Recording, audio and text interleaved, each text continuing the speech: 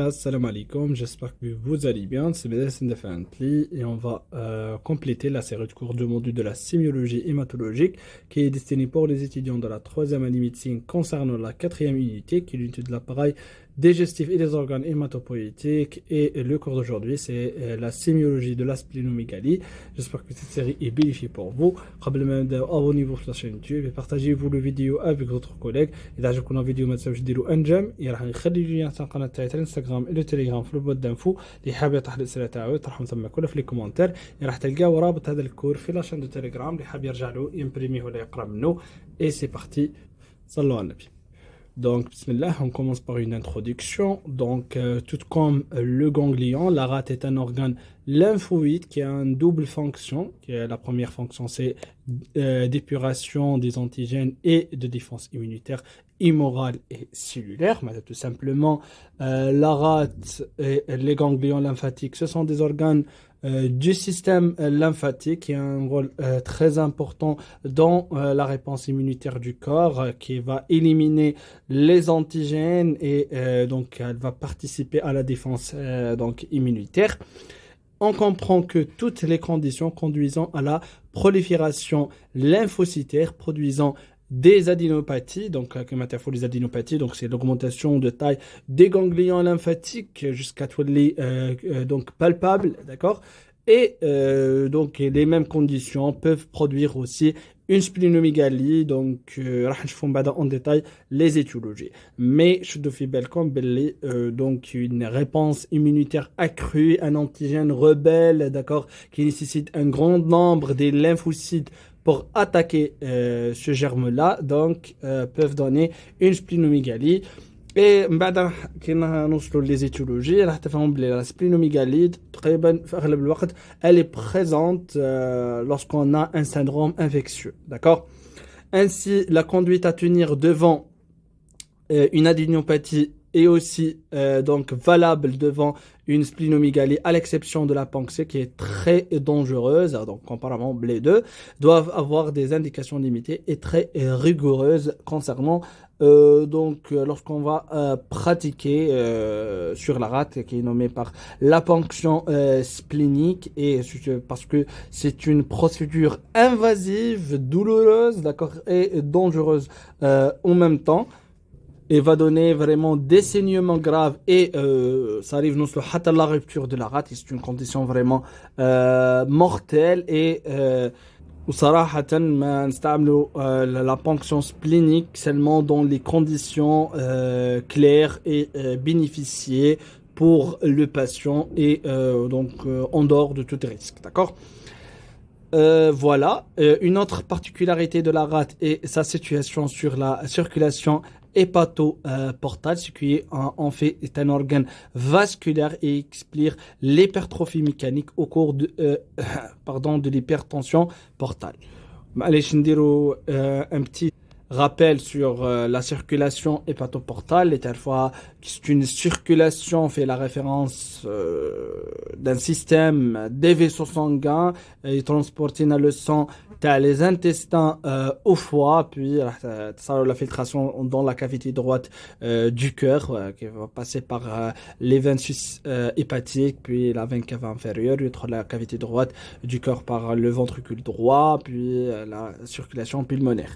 Et ben donc la rate tous qu'on fait dans le trajet donc hépatoportal, et ben donc la présence d'une hypertension portale, donc l'augmentation de la pression dans la circulation portale, il y a une hypertrophie de la rate en raison de l'augmentation de la pression fait les vaisseaux qui irriguent donc la rate. Enfin, c'est un organe qui a une fonction hémolytique permettant de débarrasser la circulation des hématies arrivées au terme de leur vie et des hématies anormales, ce qui explique l'hypertrophie de la rate dans le processus de l'hyperhémolyse. Quand on regarde en deuxième année, la rate, vraiment, la fonction c'est qu'il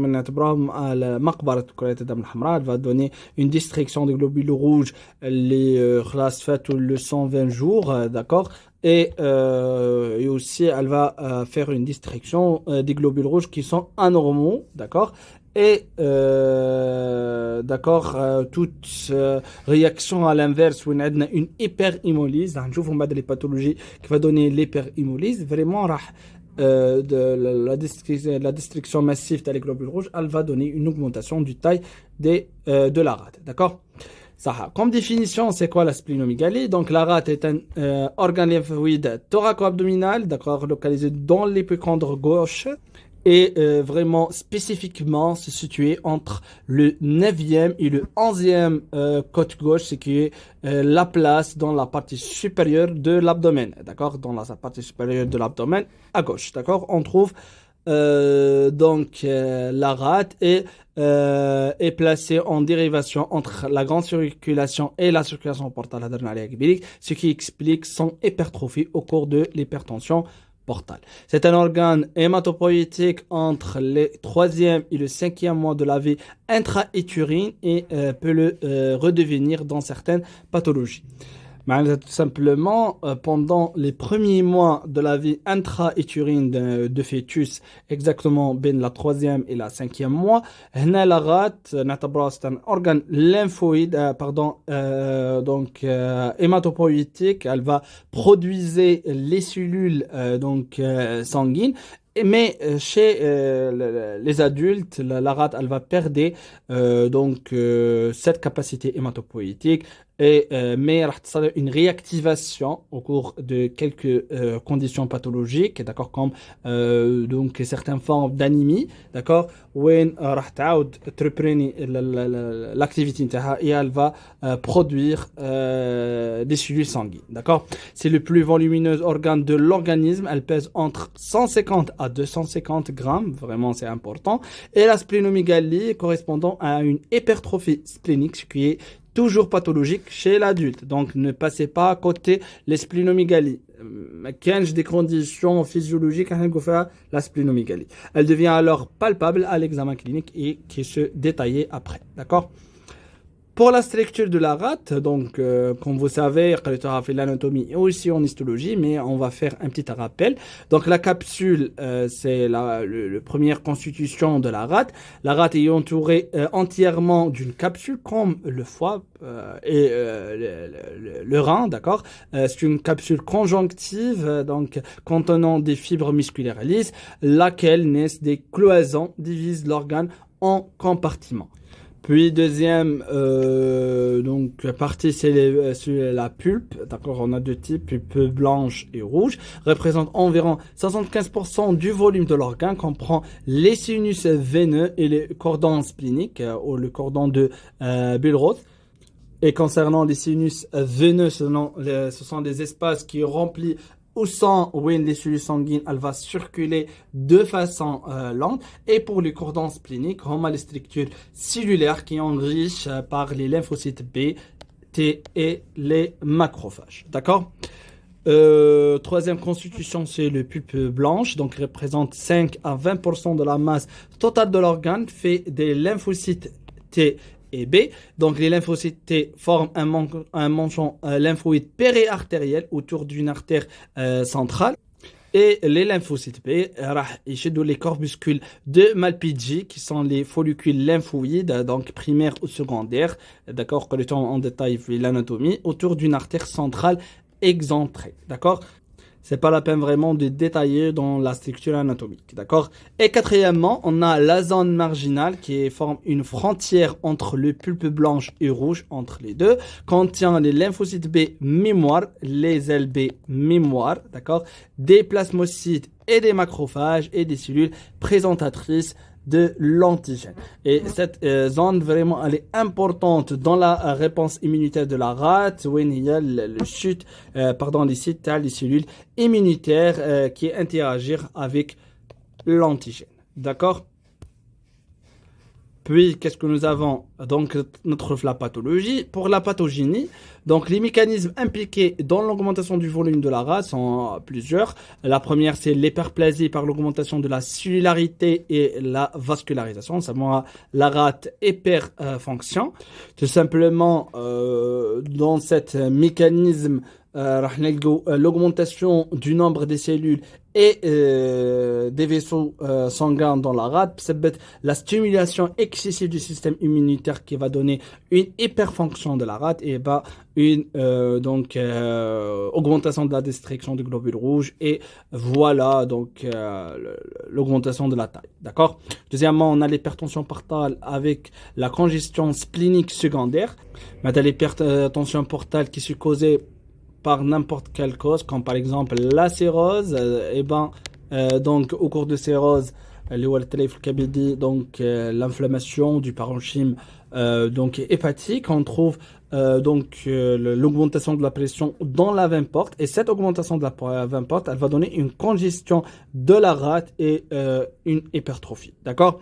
Une cicatrisation du globule rouge du pôle à la circulation lente. معناتها tout simplement لهنا نقدروا نعتبروا بلا رات راح تخدم الخدمه تاع un réservoir pour les globules rouges surtout qui circulent lentement et donc راح تتجمع un grand nombre تاع les globules rouges et donc la taille تاع la rate elle va augmenter. Aussi au cours de prolifération cellulaire bénigne ou maligne comme au cours des lymphomes, راح dire une prolifération cellulaire anormale dans la rate et elle va conduire à la splénomégalie. Surcharge des maladies métaboliques ou du granulomatose.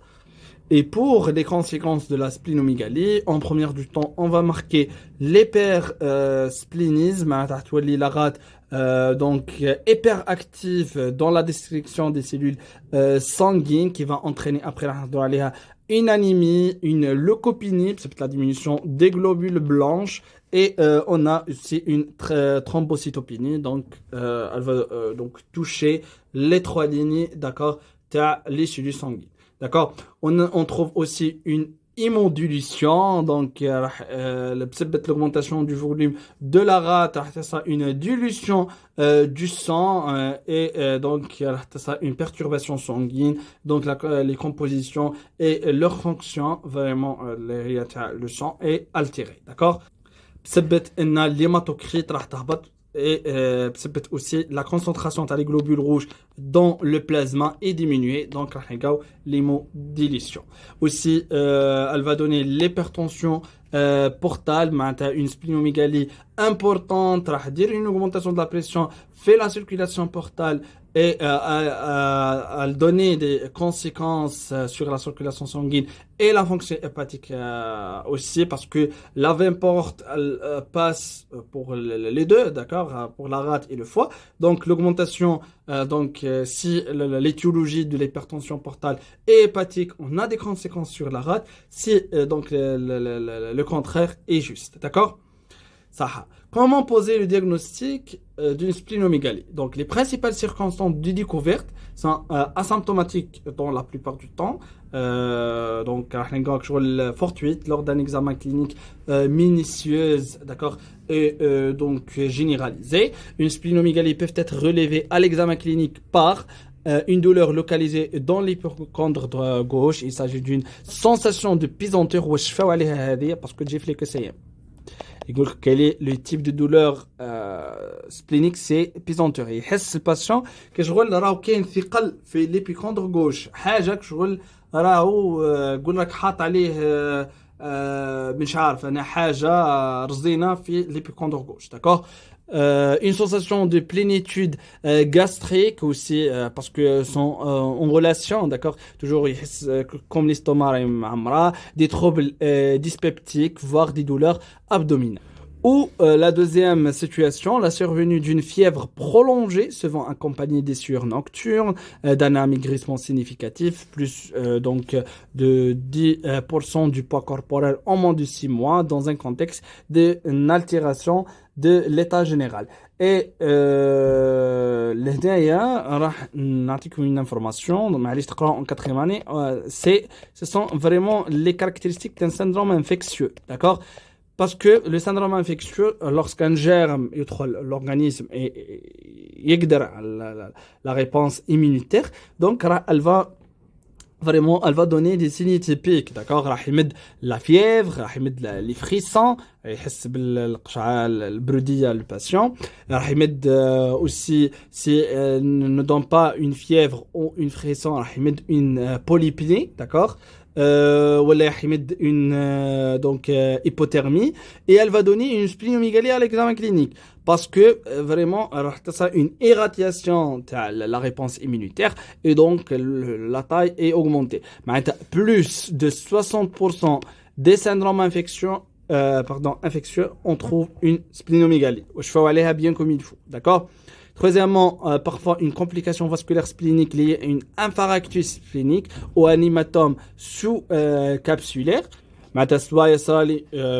Donc un infarctus splénique va donner un nécrose tissulaire dû par une obstruction des vaisseaux sanguins ou un hématome sous-capsulaire, l'accumulation du sang sous la capsule donc splénique. D'accord? La splénomégalie peut être découverte lors d'une échographie abdominale qui va être asymptomatique. D'accord? Je change seulement de couleur. Donc, d'accord, asymptomatique. Et ben, lors d'un examen donc échographique abdominal, par exemple, patient a des douleurs les plus droit, suspicion d'une cholécystite ou par exemple, d'un problème donc du foie. Le médecin elle va demander une échographie abdominopelvien. Donc, le radiologue elle va examiner la rate et sa volume et ben, on tombe sur une splénomégalie. D'accord? Ou d'une thrombopénie périphérique, donc hypersplénisme, découverte à l'hémogramme. On demande un FNS, d'accord, devant n'importe quelle pathologie, c'est une anémie, d'accord, pour explorer, d'accord, quel type d'anémie. Et ben, on va tomber sur une thrombopénie, diminution le nombre des plaquettes sanguines. Et ben, la thrombopénie permet l'étiologie c'est l'hypersplénisme. La rate ou les de façon excessive et donc c'est une conséquence de cette réaction. D'accord? Le diagnostic positif d'une splénomégalie est vraiment clinique. La rate normale n'est pas palpable. Donc, la rate, elle est profonde, d'accord? Mais on ne parle pas de l'état normal, comme les reins, d'accord? Lorsque son volume augmente, le bord antérieur s'en trouve projeté en avant dans l'hypocondre gauche. La face antérieure de la rate, donc elle est sous-cutanée, donc elle est palpable et doit être mesurée à partir d'un rebord costal sur la ligne de mamelon nerf à l'aide d'un mètre ruban. D'accord. Donc, quelle est la technique de palpation splénique? La meilleure technique de la palpation est celle où le patient il est en décubitus latéral droit. Le membre inférieur gauche présente une flexion du cuisse de 45%. L'examinateur est placé à droite du lit. Une photo faire comment examiner. Les doigts de la main droite est posé sur la paroi dans l'hypocondre gauche où se trouve la rate. Les doigts orientés transversalement en dehors. Dès lors, c'est l'inspiration profonde. Demande le patient une inspiration profonde qui projette le bord antérieur splénique. Si il y a donc une hypersplénisme ou là, il y a une augmentation de la taille, donc le bord antérieur splénique راح يخرجنا لبرا, d'accord, ou son pôle inférieur vers les doigts immobiles de l'examinateur. La même manœuvre peut être réalisée et se plaçant à droite du malade en décubitus dorsal normal, les jambes sont fléchies et donc la main droite de l'examinateur à la plat sur le ventre, comme un examen abdominal de n'importe quel organe donc abdominal. Accrochera un peu les doigts par le bord de l'index, le bord crénulé de la rate mobile avec la respiration. Toujours, on demande le manœuvre de la respiration. Voilà. C'est ça la première donc position. Le médecin répond à droite du malade, donc la position à 45 degrés, d'accord, pour les jambes, et en décubitus latéral droite et on va demander au patient une inspiration profonde. Donc le bord antérieur de la rate راح يخرج لقدام et on peut le palper. Si on palpe, c'est une ou pardon, une splinomégalie. Deuxième position, voilà, c'est ça le rebord costal. Donc, et après tout ça, on va demander une inspiration. Le passage qui m'a le médecin, elle va accrocher par les index, bien comme il faut. C'est la première position, mais la deuxième position, d'accord? Mais on peut l'examiner par une décubitus dorsale normale, d'accord? Et après, on va voir les différents stades et grades de la splinomégalie, d'accord? Voilà. Les signes spécifiques de la splinomégalie, le bord antérieur est crénulé 2 à 3 incisures superposées. Maintenant, lors de la palpation, le bord antérieur de la rate peuvent présenter des incisures superposées, donc c'est un vraiment signe caractéristique de la splinomégalie où la rate يزيد la taille تاعها et le bord antérieur vraiment يكون plus irrégulier et comparément à la rate normale. Le pôle supérieur de la rate n'est pas palpable. Et pour les signes non spécifiques, l'absence du contact lombaire, sauf en cas d'une splinomégalie volumineuse et latéralisée. معناتها à l'état normal, la rate ماهيش en contact donc anatomiquement avec la région lombaire de l'abdomen lors de la palpation normale, mais au cours d'une splinomégalie volumineuse, d'accord, et latéralisée, c'est possible où la rate راح تكون grande et en contact avec la région lombaire. La mobilité lors des mouvements respiratoires aussi, on peut le noter. Parce que la rate, c'est un organe mobile, il bouge légèrement avec les mouvements respiratoires du patient. Et cette mobilité, vraiment, c'est un signe non spécifique. Lors d'un examen clinique de la rate en absence d'une splinomégalie significative. D'accord? Elle n'est pas spécifique pour la splinomégalie. D'accord? Il faut préciser les caractères de la splinomégalie, le volume, soit en appliquant la classification de l'OMS, ou parce que c'est كنا متهنيين اللي هي لي غراد تاع لا سبلينوميغالي. عندنا une photo من بعد نوريها لكم. Donc stade 0, la rate elle est non palpable, c'est le stade normal, donc c'est le stade physiologique, d'accord? D'accord. Stade 1, rate palpable en aspiration forcée.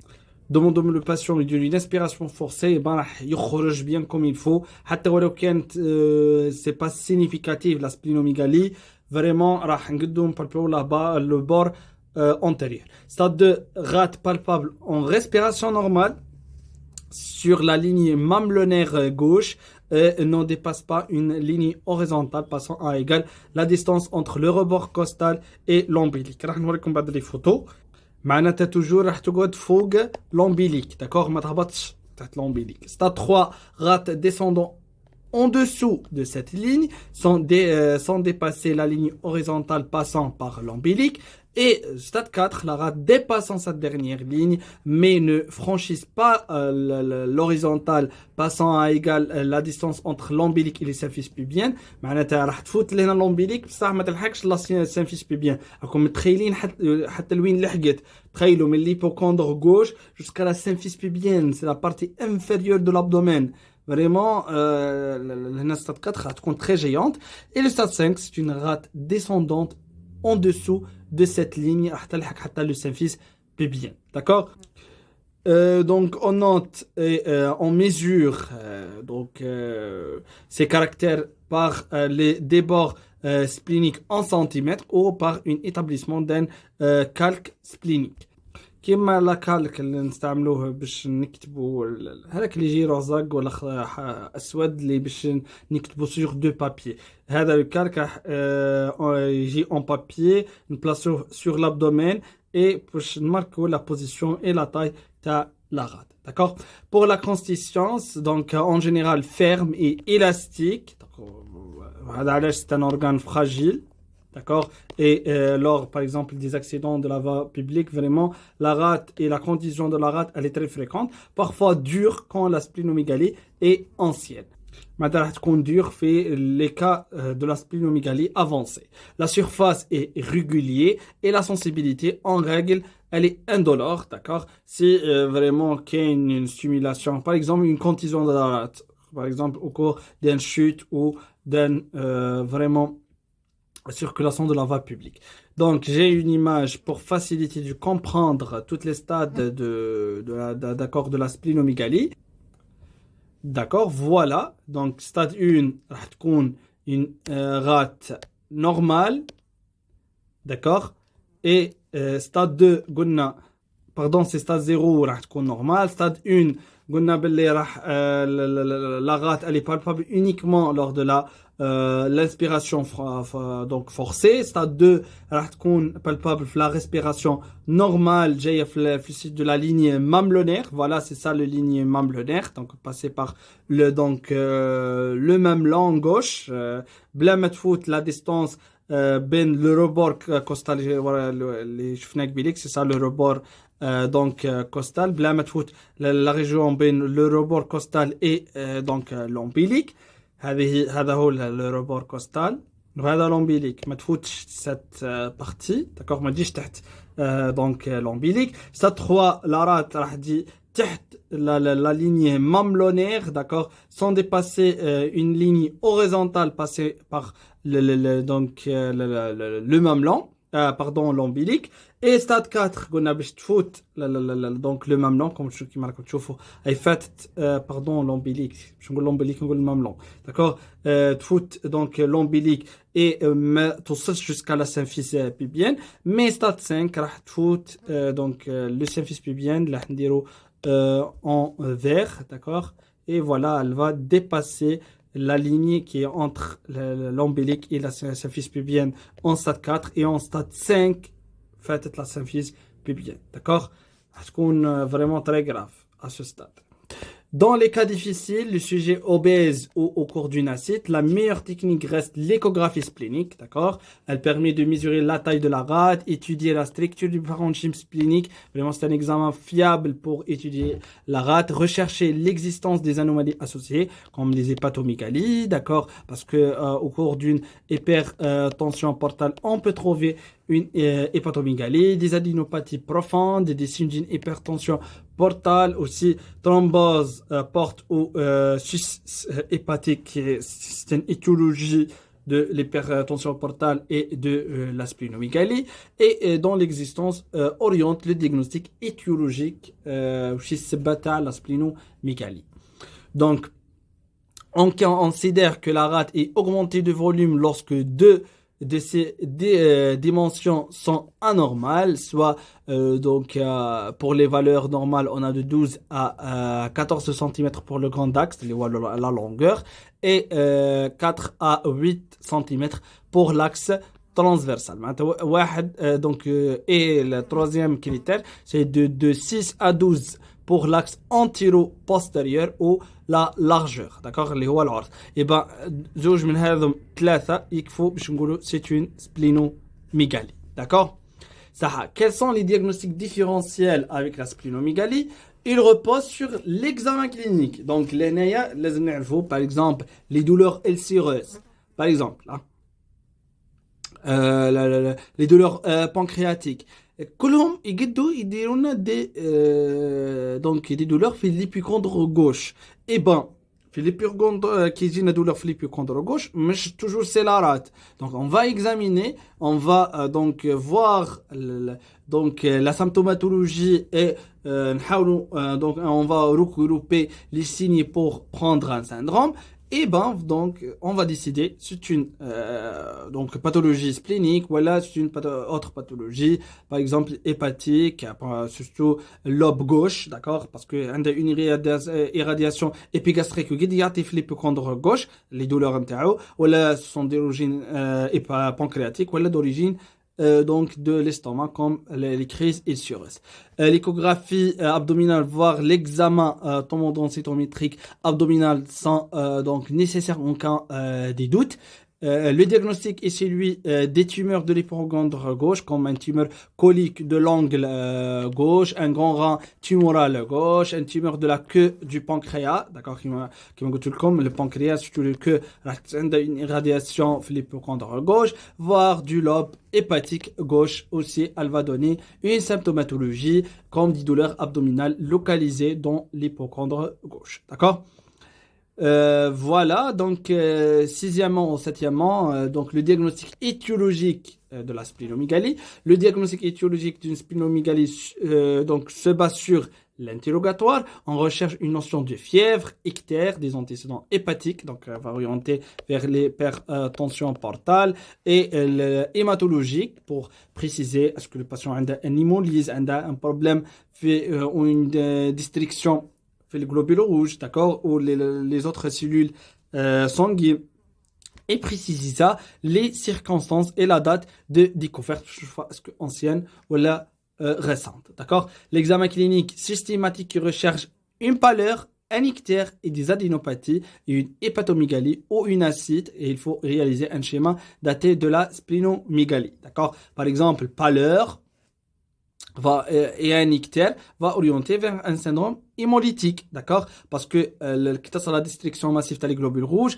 à l'intérieur de la bilirubine, et ben il y a une augmentation de la bilirubine non conjuguée, et ben comme un signe clinique sur le patient, c'est l'ictère. Et bien sûr une destruction massive des globules rouges راح تنقص من l'hémoglobine, et ben il sera un pâleur. Et aussi pour les adénopathies, l'hépatomégalie, d'accord, au cours du hypertension portale. Et il est important aussi de décommenter les signes comme les هزينهم البداية, d'accord, كل واحد كيفاش وقتاش انستالا pour faire un schéma daté de la splénomégalie pour suivre l'évolution de la condition au fil du temps, d'accord. Donc troisièmement, l'imagerie abdominale, il faut rechercher des adénopathies des aires ganglionnaires profondes par l'échographie abdominale et l'examen tomodensitométrique abdominaux-pelvien. Et ces examens précisent l'homogénéité et non donc des parenchymes hépato-spléniques. La recherche des adénopathies médiastinales, toujours des autres localisations des adénopathies doivent être réalisées par la radiographie pulmonaire. Donc on va trouver des opacités hilaires, d'accord, bilatérales ou unilatérales. Et l'examen tomodensitométrique thoracique, elle va explorer aussi les adénopathies, d'accord. Des autres examens complémentaires biologiques à demander, on a l'hémogramme, donc il faut rechercher une augmentation du taux de l'hématocrite et de l'hémoglobine et des anomalies morphologiques érythrocytaires comme l'anémie hémolytique comme une étiologie, et il faut déterminer le taux des réticulocytes. وننصحكم ترجعوا le cours اللي درتو الاول de la série اللي هو le syndrome anémique, تفهموا bien comme il faut les relations entre ces cellules. L'examen du frottis sanguin pour rechercher une myélémie. On a le passage dans le sang des précurseurs les granulocytes, comme les myélocytes et le métamyélocyte. Aussi, on va détecter l'hyperéosinophilie, une hyperlymphocytose avec un syndrome mononucléosique ou par la présence des cellules lymphoïdes anormales circulantes ou une plastose périphérique. Ce sont tous vraiment des problèmes de la taille, des problèmes dans la constitution cellulaire.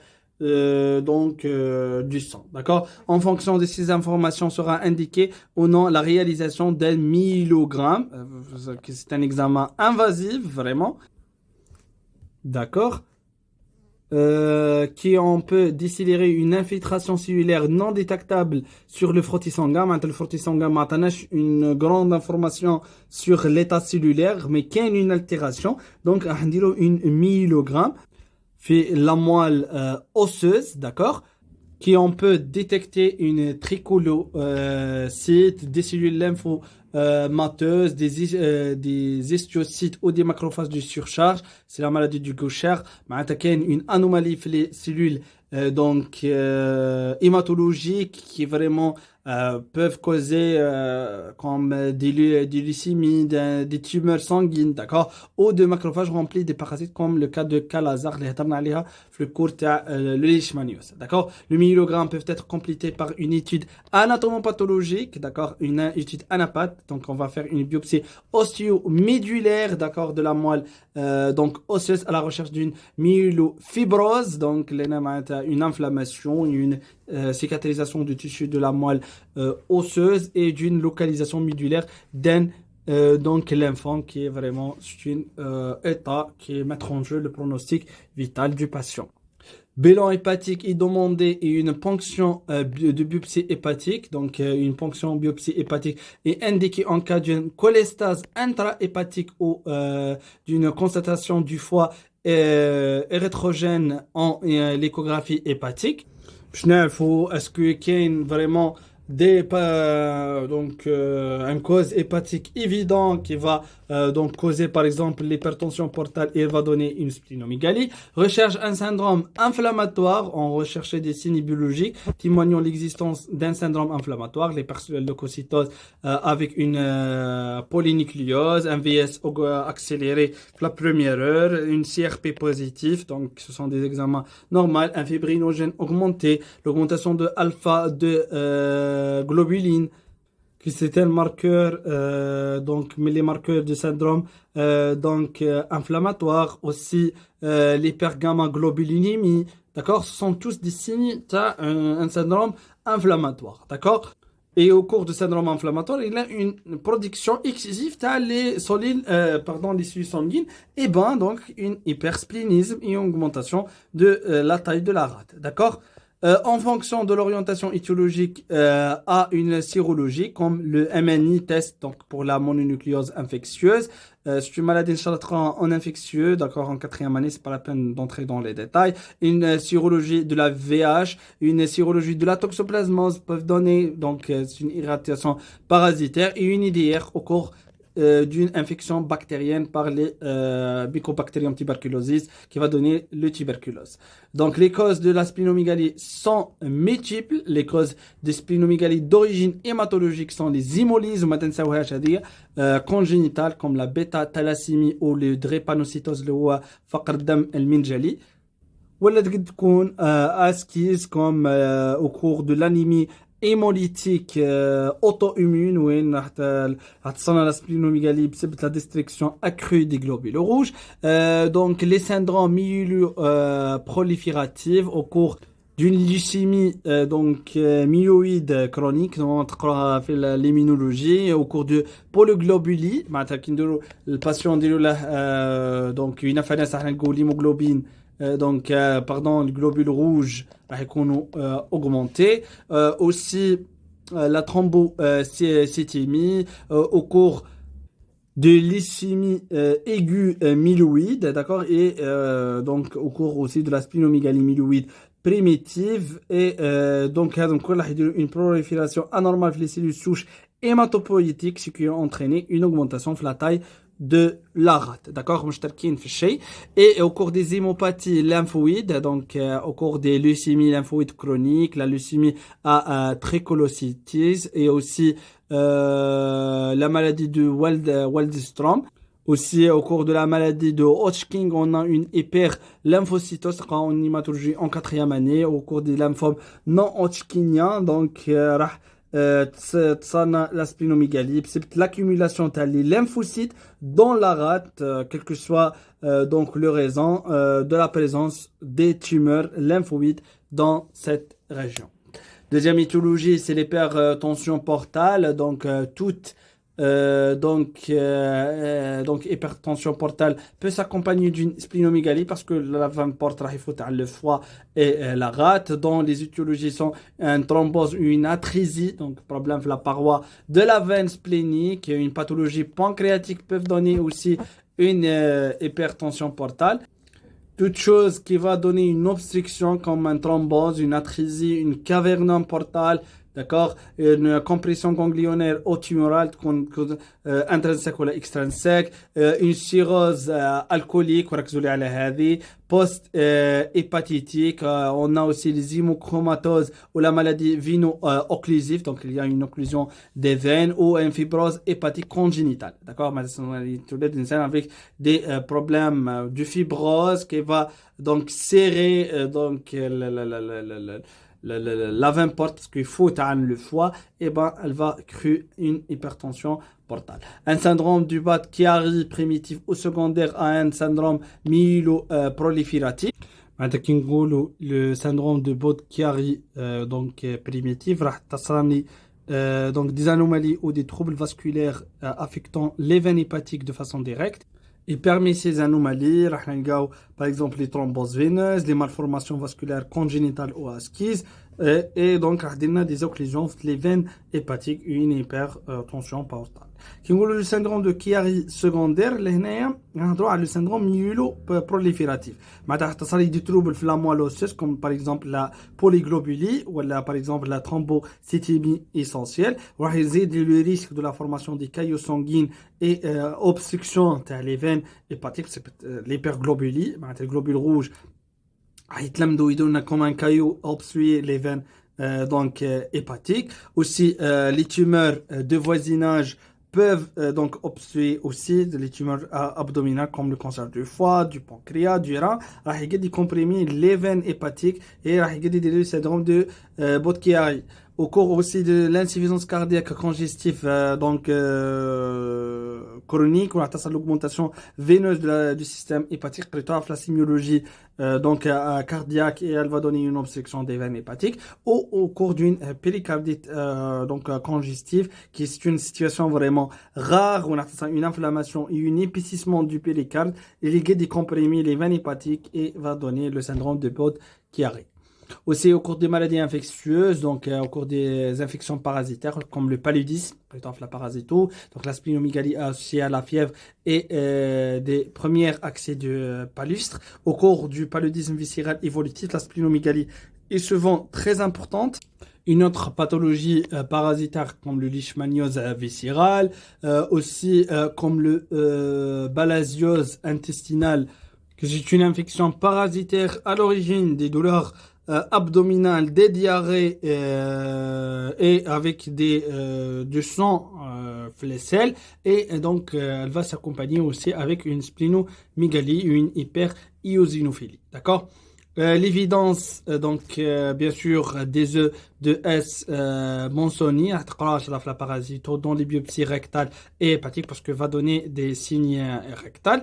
Des autres parasitoses comme l'abcès amibien, comme l'idatose, le kyste idatique. Des infections bactériennes septicémiques comme le salmonellose qui est géré par le salmonella, comme par exemple la typhoïde, la brucellose, les infections des urines من الحليب اللي يكون منشوم فياض ولا au cours